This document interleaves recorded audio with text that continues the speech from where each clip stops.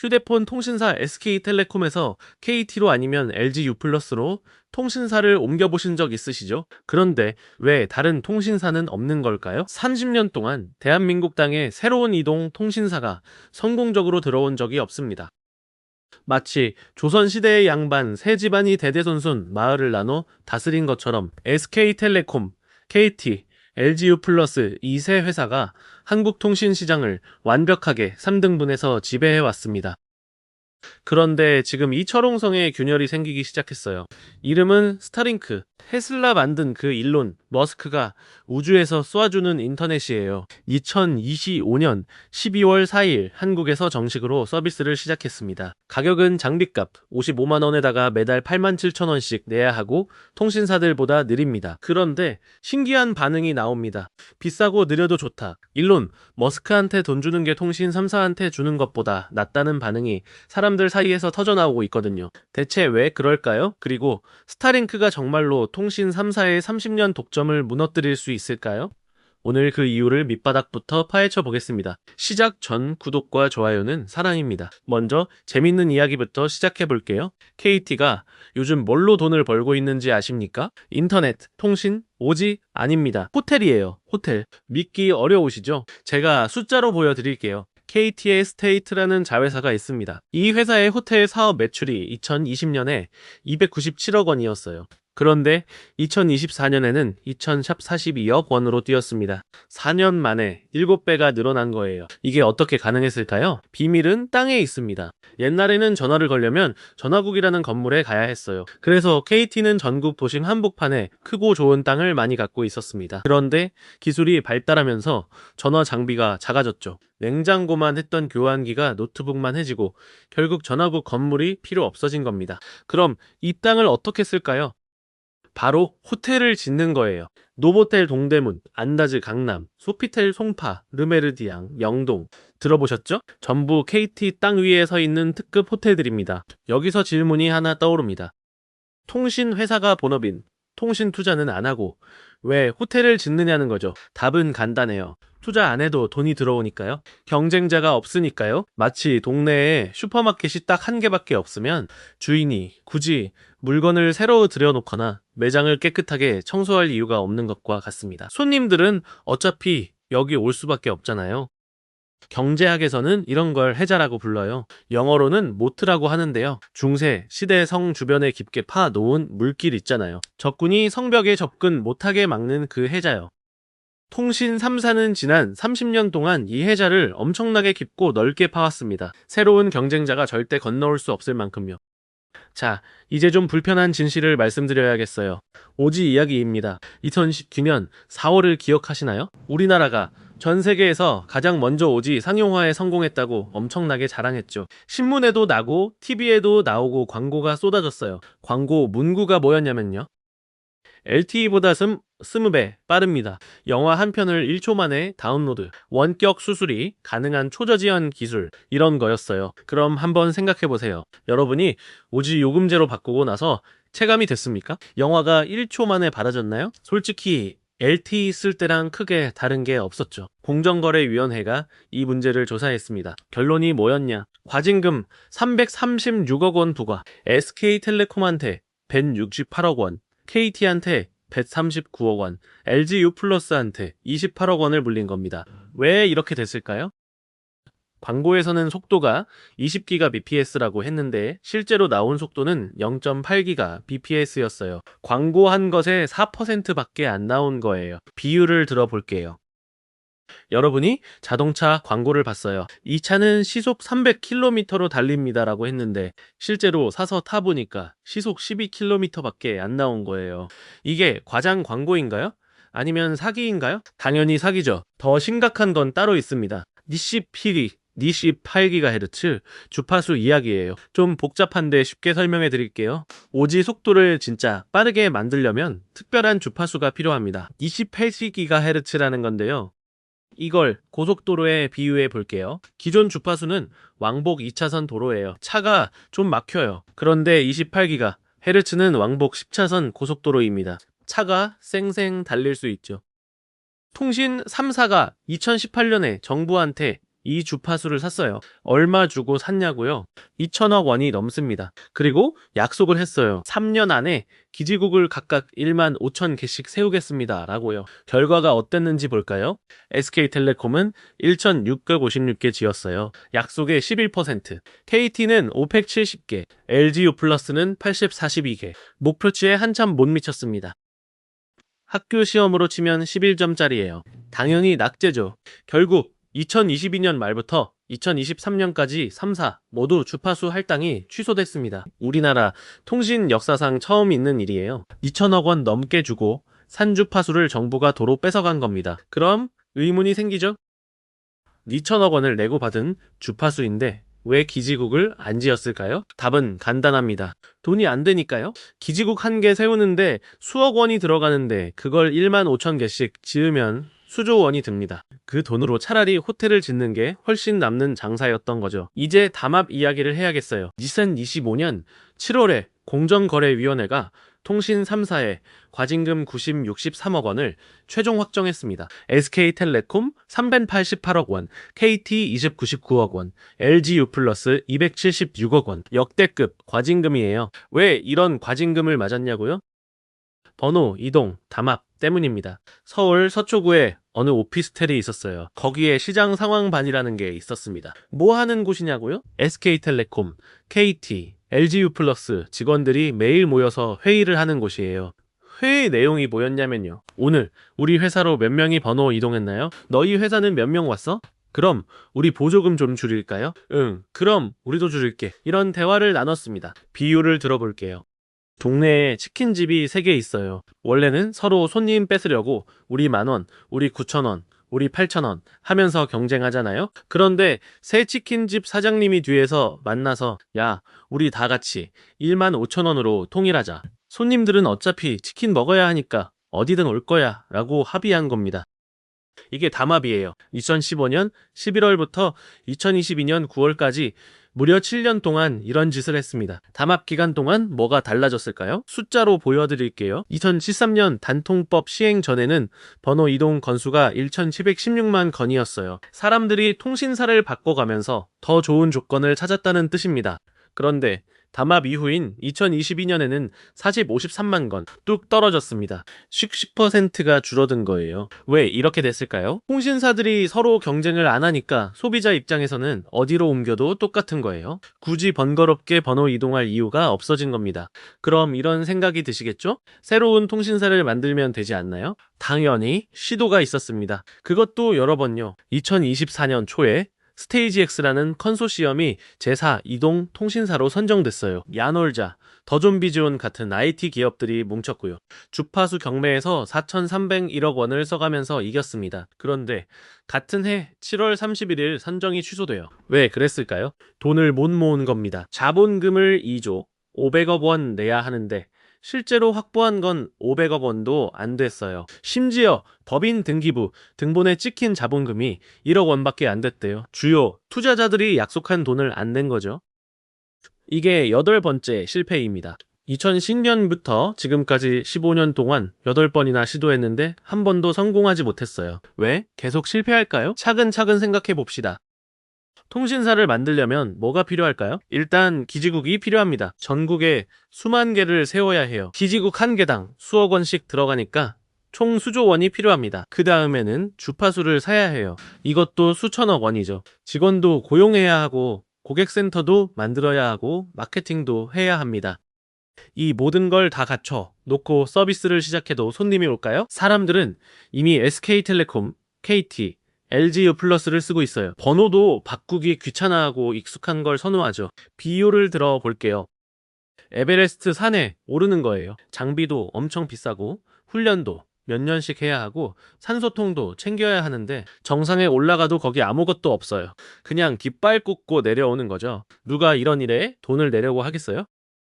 그래서 투자자들이 약속만 하고 실제로는 돈을 안 낸 겁니다. 승산이 없다고 본 거죠. 자, 여기서 스타링크가 등장합니다. 스타링크는 완전히 다른 방식으로 접근해요. 기지국이 필요 없습니다. 왜냐하면 우주에 있으니까요. 쉽게 설명해 드릴게요. 지구 적에도, 그러니까 하늘에서 550km 정도 위에 위성을 수천 개 띄워놨어요. 2020년 2월 현재 7,000개가 넘는 위성이 지구를 돌고 있습니다.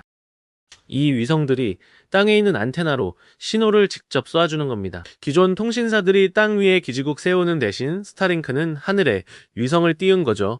비유를 들어볼까요? 기존 통신사는 전국에 편의점을 만드는 겁니다. 서울에도 짓고, 부산에도 짓고, 제주도에도 짓고, 엄청난 돈과 시간이 들어가죠. 그런데 스타링크는 드론으로 택배를 배달하는 거예요. 편의점을 안 지어도 하늘에서 바로 물건을 떨어뜨려 주는 겁니다. 현재 한국 가격을 말씀드릴게요. 안테나 장비가 55만 원입니다. 맥북 에어 한 대값의 절반 정도 된다고 보시면 돼요. 그리고 매달 87,000원씩 내야 해요. 좀 더 저렴한 요금제는 64,000원짜리도 있고요. 30일 무료 체험도 가능합니다. 속도는 어떠냐고요? 다운로드가 135Mbps, 업로드가 40Mbps 정도 나와요. 솔직히 오지보다는 느립니다. 국내 이동통신 3사의 평균 LTE 속도가 78Mbps니까요. 가격도 비싸고요. 국내 유선 인터넷은 각종 할인 적용하면 월 1만원대로도 이용 가능하거든요. 그런데요, 여기서 재밌는 반응이 나옵니다. 비싸고 느려도 스타링크 쓰겠다. 통신사한테는 더 이상 돈 주기 싫다. 일론 머스크한테 내는 게 더 낫다. 왜 이런 반응이 나올까요? 한번 계산을 해볼게요. 우리나라 가구당 월 평균 통신비 지출이 얼마나 될까요? 2025년 2분기 기준 약 12만 4천 원 정도 됩니다. 휴대폰 두세 개에 인터넷 요금 합치면 그 정도 나오죠. 3년 동안 매달 12만 원씩 통신비를 냈다고 쳐봅시다. 총 얼마예요? 1,087시 미만 원입니다. 소나타 한 대값이에요. 그동안 제대로 된 서비스를 받았다는 느낌이 드시나요? 오직 광고에서 약속한 20배 빠른 속도? 실현 안 됐죠. 28기 기가헤르츠 투자? 안 했죠. 번호 이동 담합해서 경쟁도 안 하죠. 오래 쓴 고객한테 주는 혜택은 점점 줄어들고요. 사람들은 화가 난 겁니다. 30년 동안 쌓인 분노가 있어요. 그런 상황에서 새로운 선택지가 생긴 거예요. 비록 비싸고 느려도 적어도 기존 독점 체제의 균열을 낼 수 있는 존재가 나타난 겁니다. 사람들은 이걸 단순한 인터넷 서비스로 보지 않아요.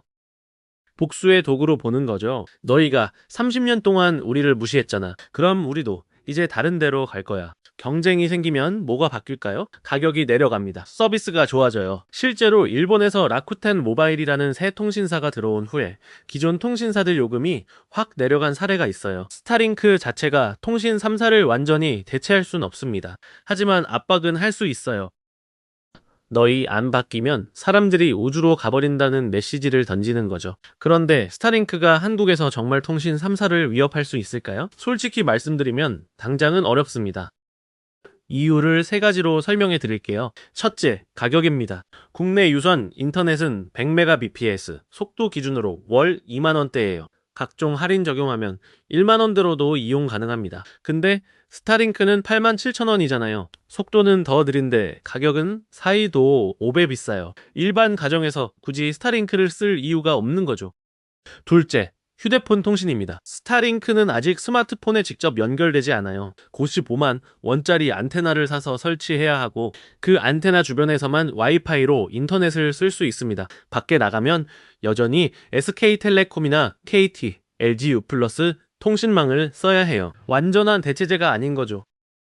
셋째, 우리나라 통신 인프라가 워낙 좋습니다. 전국 어디서나 LTE가 터지고 오지도 웬만한 곳에서 됩니다. 통신 사각지대가 다른 나라에 비해 현저히 적어요. 스타링크가 진짜 필요한 곳이 별로 없는 겁니다. 그럼 스타링크는 누구한테 팔리고 있을까요? 답은 B2B, 기업 시장입니다. 해운 업계를 볼게요. 바다 한가운데서는 인터넷이 안 터지잖아요. 장기 항해하는 선박에서 선원들이 가족이랑 영상 통화도 못하고 유튜브도 못 보고 완전히 디지털 단절 상태였어요. 그래서 젊은 선원들이 배 타기를 꺼렸습니다. 국가 필수 선박 300척 중 150척이 선원재단 기금의 스타링크 이용료 지원 사업을 신청했어요. 목표치의 75%가 신청한 겁니다. SK텔링크는 페노션이 보유한 선박 113척에 스타링크를 공급하기로 했고요. 항공업계도 관심이 뜨겁습니다. 한진그룹은 2027년까지 대한항공, 아시아나항공, 진에어, 에어부산, 에어서울 5개 항공사의 스타링크 기내 와이파이 시스템을 순차 적용하기로 했어요. 비행기 타면서도 끊김없이 인터넷 쓸 수 있게 하겠다는 겁니다. 롯데월드타워도 스타링크를 도입했어요. 왜냐고요? 재난 대비 때문입니다. 초고층 건물은 재난 발생 시 유선망이 단절될 수 있거든요. 그때 비상 통신 수단으로 스타링크를 쓰겠다는 거예요. 지금까지는 이런 틈새 시장에서 스타링크가 자리를 잡고 있습니다. 통신 3사가 직접적으로 서비스하기 어려운 영역이죠. 그런데요, 진짜 무서운 건 따로 있습니다. 마지막으로 중요한 걸 하나 더 말씀드릴게요. 스타링크가 개발 중인 다이렉트 투셀 기술이라는 게 있습니다. 이게 뭐냐면요, 지금은 55만원짜리 안테나를 사야 하잖아요. 그런데 이 기술이 완성되면 우리가 쓰는 일반 스마트폰으로 직접 위성 신호를 받을 수 있게 돼요. 안테나가 필요 없어지는 거죠. 한번 상상해 보세요. 지리산 깊은 산 속에 있어요. 기지국이 하나도 없는 곳입니다. 그런데 휴대폰을 꺼내니까 신호가 잡혀요. 카카오톡도 되고 전화도 되고. 어떻게 가능하냐고요? 하늘에서 위성이 직접 신호를 쏴주니까요. 배를 타고 바다 한가운데로 가봅시다. 육지에서 100km 떨어진 곳이에요. 원래는 완전히 통신 두절이죠. 그런데 이제는 유튜브도 보고 영상 통화도 할 수 있어요. 스페이스X는 2025년 6월에 다이렉트 투 셀 1세대 위성군 구축을 완료했습니다. 약 400기 이상의 위성이 스마트폰과 직접 통신할 준비를 마친 거예요. T모바일, 일본 KDDI 등 8개국 통신사와 협력해서 베타 테스트를 진행 중입니다. 2025년에 문자 서비스가 상용화됐고요. 니션 2026년에는 음성 통화와 데이터 서비스까지 확장될 예정입니다. 2026년 10월에 T모바일에서 데이터 전송 베타 서비스가 시작됐어요. 속도는요? 현재 테스트에서 3에서 15Mbps 정도 나옵니다. 5G에 비하면 느리죠. 하지만 웹서핑하고 유튜브 저화질로 보는 데는 충분해요.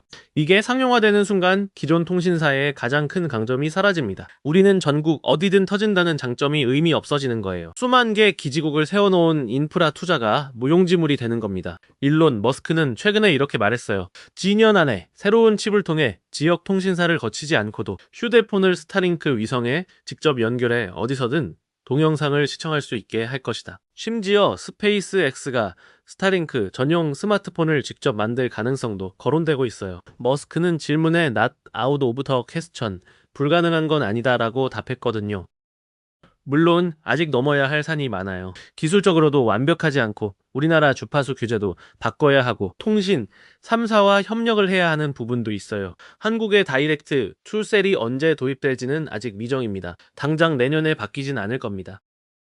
하지만 방향은 이미 정해진 것 같아요. 통신이 땅에서 하늘로 옮겨가고 있습니다. 그럼 통신 3사는 어떻게 대응하고 있을까요? 재밌는 건 통신 3사가 스타링크를 적으로 보지 않고 협력 파트너로 끌어들이고 있다는 겁니다. SK텔링크와 KT셋이 스타링크 공식 리셀러가 됐어요. 스타링크 장비를 팔고 기업 고객한테 솔루션을 제공하는 역할을 합니다. 이마트 32 일레 일렉트로마트 매장에서 스타링크 단말기를 판매하기 시작했고요. 통신 3사 입장에서는 이렇게 생각하는 거예요. 어차피 스타링크가 들어올 거면 차라리 우리가 판매 수수료라도 챙기자. 우리가 못하는 해상, 항공시장은 스타링크한테 맡기고 기존 지상 통신 시장은 지키자.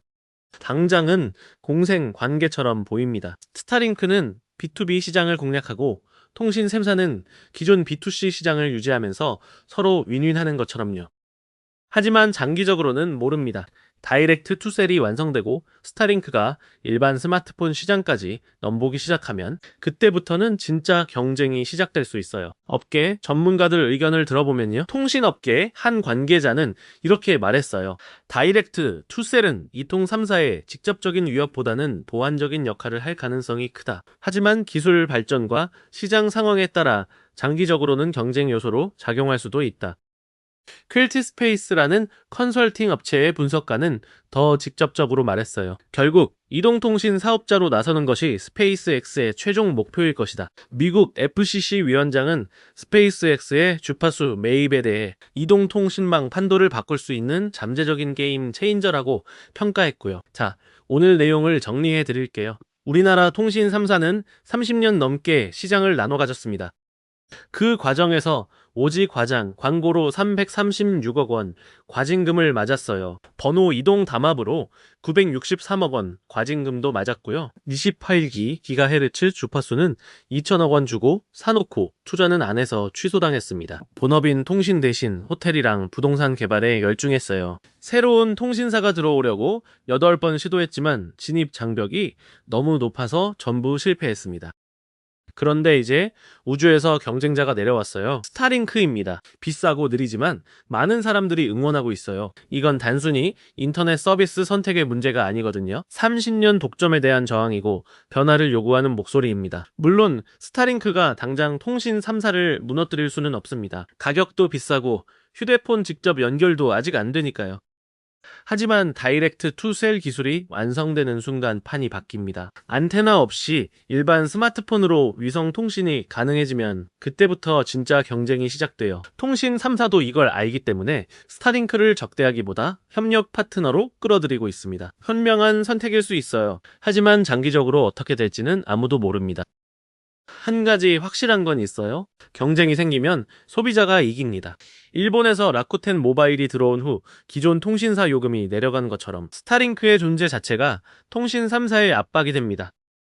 너희 안 바뀌면 우리는 우주로 가버린다는 메시지를 보내는 거죠. 시장은 결국 소비자가 바꿉니다. 여러분의 선택이 곧 미래입니다. 오늘 영상이 도움이 되셨다면 구독과 좋아요 부탁드려요. 다음에도 우리 삶에 꼭 필요한 경제 이야기로 찾아뵙겠습니다. 감사합니다.